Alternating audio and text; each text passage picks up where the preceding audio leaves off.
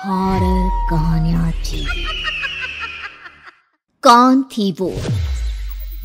मैं 8 महीने की प्रेग्नेंट थी और अपनी डिलीवरी के लिए अपने मायके गई थी। माँ ने मुझे फोन पर बताया, घर के पीछे की तरफ जो खाली जमीन थी ना, वहां पर एक नया कमरा बनवा लिया है। इतने सालों के बाद जैसे ही अपने घर में कदम रखा, कुछ अलग सा लगा।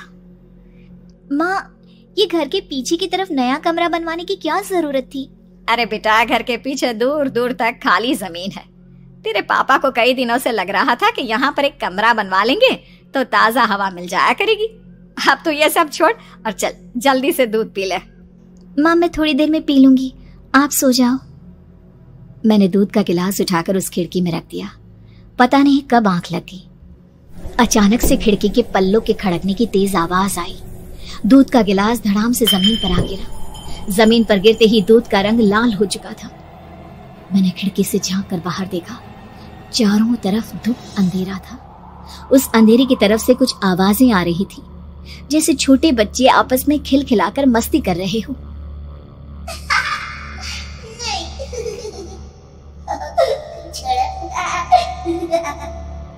इतनी रात को इतने घनघोर अंधेरे में बच्चों की आवाज कैसे आ रही है? घड़ी में वक्त देखा तो ठीक 12 बजे थे। देखकर मैं सन्न रह गई। बुरी आत्माओं और भूतों की कई कहानियां मैं सुन चुकी थी। वक्त भी कुछ ऐसा ही था। ऊपर से मैं प्रेग्नेंट।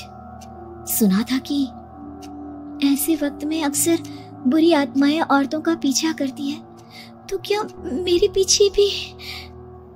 पसीने से तरबतर बड़ी मुश्किल से, जैसे कांपते हाथों से मैंने उस खिड़की को बंद किया। जल्दी से जल्दी उस कमरे से बाहर निकलकर माँ के पास जाने के बारे में सोचा, लेकिन जैसे ही दरवाजे की तरफ पलटी, लगा कोई साया हवा की स्पीड से दरवाजे के सामने से गुजर गया। मेरे गले में अटक कर रह गई। मैं जोर से चीख कर माँ को बुलाना चाहती थी, लेकिन वो आवाज खुद मेरे कानों तक नहीं पहुंच पा रही थी। तो माँ तक कैसे पहुंचती? खिड़की के पल्ले एक बार फिर तेज हवा के झोंके से धड़ाम करके खुल गया और पूरी ताकत से मैं चीख पड़ी। जानती थी मेरी चीख की आवाज सुनकर कुछ ही सेकंड में माँ वहां पहुंच जाएगी, लेकिन ऐसा कुछ हुआ ही नहीं। मेरा कलेजा डर के मारे फटा जा रहा था। आखिर माँ ने मेरी आवाज क्यों नहीं सुनी? इतनी गहरी नींद में तो माँ कभी नहीं सोती। ठीक पीछे खुली हुई वो खिड़की। मुझ में इतनी ताकत नहीं बची थी कि मैं पलटकर उस तरफ देख भी सकूं। हवा का एक सनसनाता हुआ झोंका उसी वक्त मेरे कानों से आकर टकराया। लगा जैसे किसी ने दबी हुई आवाज में धीरे से मुझसे कहा, चली जाओ यहाँ से। मैंने दोनों हाथ अपने कानों पर रख लिए और एक बार फिर ताकत लगाकर जोर से चीखने की कोशिश की, माँ, पापा।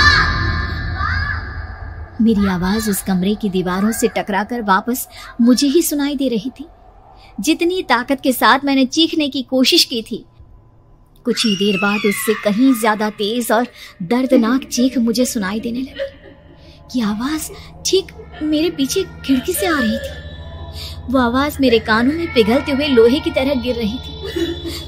उन आवाजों में हैवानियत थी। वो आवाजें किसी इंसान की नहीं है, इतना मैं समझ चुकी थी। कांप रहे हाथों से मैंने अंधेरे में कुछ ढूंढने की कोशिश की। तभी अचानक मेरा हाथ बेड पर रखी टॉर्च पर पड़ा। किसी तरह ताकत लगाकर टॉर्च का बटन ऑन किया, लेकिन ये क्या? सामने दरवाजे पर 3 छोटी लड़कियां खड़ी हुई थी। उनके हाथ में स्टील के चमचमाते हुए चाकू थे। मैं घबराकर लड़खड़ाई और पीछे की तरफ हटी, लेकिन तब तक वो मेरे पास आ चुकी थी। उनकी गर्दन टेढ़ी थी और उनके हाथों के वो चाकू मेरे पेट को निशाना बनाने को तैयार। मैं जोर से चीखी, नहीं, छोड़ दो मेरे बच्चे को, मत मारो, मत मारो, छोड़ दो मेरे बच्चे को। सोनाली, सोनाली, क्या हुआ बेटा? तू इतनी डरी हुई क्यों है? उठ बेटा, क्या हुआ? हड़बड़ाकर मैंने अपनी आंखें खोली। देखा तो दिन निकल आया था। माँ मुझे जगा रही थी। मेरा चेहरा पूरा पसीने से लथपथ था। क्या हुआ बेटा? तुमने कोई बुरा सपना देखा क्या? मैं अभी तक अपने पूरे होश में नहीं थी।